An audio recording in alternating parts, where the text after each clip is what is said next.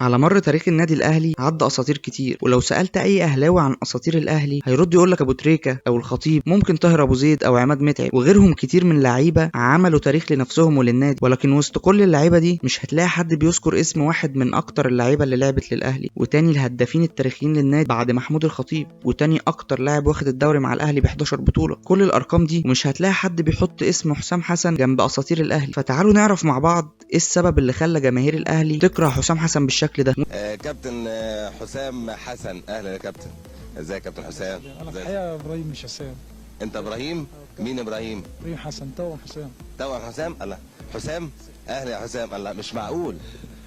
يعني انت ابراهيم وانت حسام. موسم 1984 1985 كان اول ظهور للناشئ حسام حسن مع الفريق الاول للاهلي، وفي تاني مشاركه في تاريخه مع الاهلي في سن ال 18 بيخش كبديل لاسطوره الاهلي محمود الخطيب في ماتش القمه ضد الزمالك. وبعدها بتحصل المشكله الشهيره بين محمود الجوهري مدرب الاهلي وقتها وصالح سليم، اللي بسببها تمرد لاعبي الاهلي وتضامنوا مع الجوهري وبداوا يتدربوا ويستعدوا لماتش الزمالك في الكاس خارج اسوار النادي الاهلي. ورغم ان الازمه اتحلت بعدها والجوهري اعتذر، الا ان صالح سليم قرر معاقبه اللعيبه المتمرده وقرر ان الاهلي هيلعب الماتش بالناشئين واللي كان من ضمنهم حسام حسن. وفعلا الاهلي يخش الماتش بتشكيل كامل من الناشئين قدام فرقه الزمالك اللي مليانه نجوم زي كوارشي وطارق يحيى وايمن يونس وفاروق جعفر. ورغم كده تحصل المفاجاه والاهلي يفوز على الزمالك 3-2 ويشارك حسام حسن في 120 دقيقه كاملين، لان الماتش وقتها راح للاكسترا تايم. ومن ساعتها حسام حسن بقى لاعب اساسي في الفريق الاول مع الجوهري، وقدر حسام حسن في وقت قليل انه يكسب محبه جمهور الاهلي. حسام كان واضح عليه انتمائه الشديد للنادي وعصبيته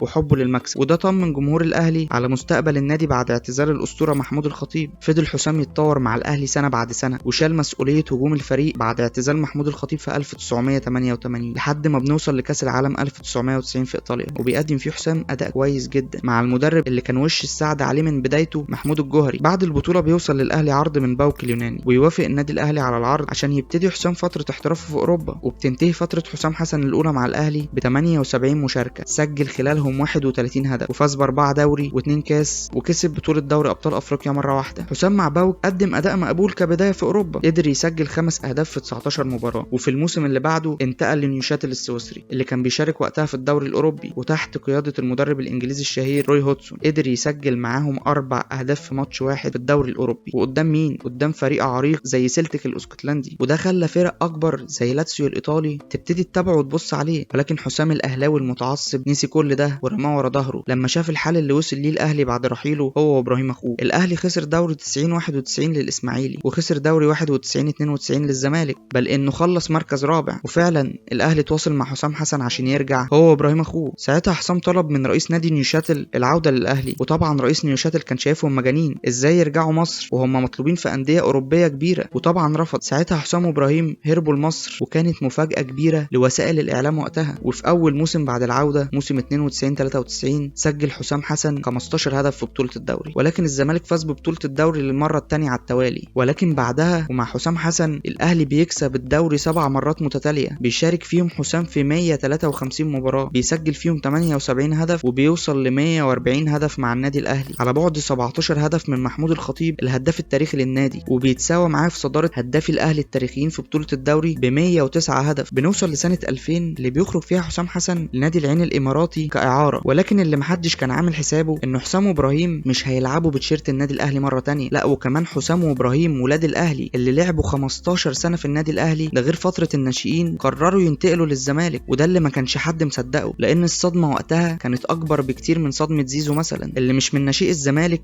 وكل اللي قضاه في الزمالك كان 6 سنين. وحسب كلام حسام سبب رحيله كان المدرب السوبل ونائب رئيس النادي حسن حمدي اللي ما كانوش عاوزينه وتعاملوا معاه بشكل مهين، وانه لما اتكلم مع كابتن ثابت البطل مدير الكوره في ان جاي له عروض قال له شوف مصلحتك، وان كل اللي كان عايزه انه يجدد موسم كمان وبعدها يعتزل. ولكن الاداره تعاملت معاه بشكل سيء، وحسب كلامه ده اللي خلاه ياخد الخطوه دي وينتقل للزمالك. والحقيقه انا مصدق الروايه دي لانه حسام وقتها كان عنده 34 سنه وكان بدا يعاني من اصابات كتير، واللي يخليني اصدقه اكتر انه بعد الانتقال للزمالك عمل مداخله قال فيها كلام لو كان في سوشيال ميديا وقتها كان الراجل ده في الاغلب مش هيلعب في الزمالك ابدا. لان انا من ساعه انت ما سبت النادي الاهلي لا اسأت ليك ولا اتكلمت. ايه ما سبتش النادي الاهلي يا كابتن اكرامي لما رحت نادي الزمالك؟ في حد عاقل يا كابتن يتربى في مكان 21 سنه يسيبه بمزاجه يا كابتن؟ وانت من يا كابتن لا استنى.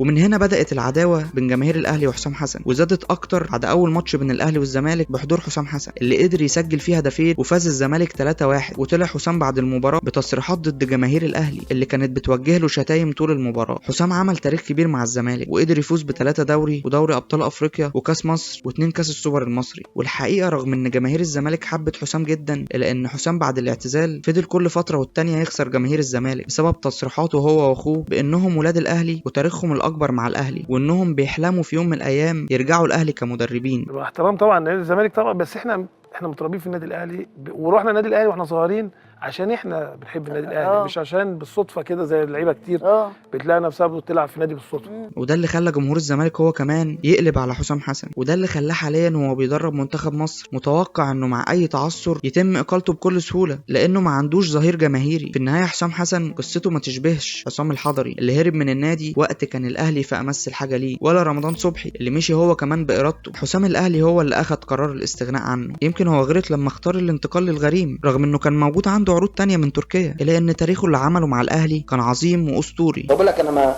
بلعبش عشان خاطر فلوس، لا انا اسف جدا، انتوا بتلعبوا عشان خاطر فلوس، وكل لعيبه اليومين دول بيلعبوا عشان خاطر فلوس، بدليل ان حسام حسن لما جه من نيوشاتل اتفق مع النادي الاهلي يقول لك انا عايز كذا وعايز كذا وعايز كذا وعايز كذا.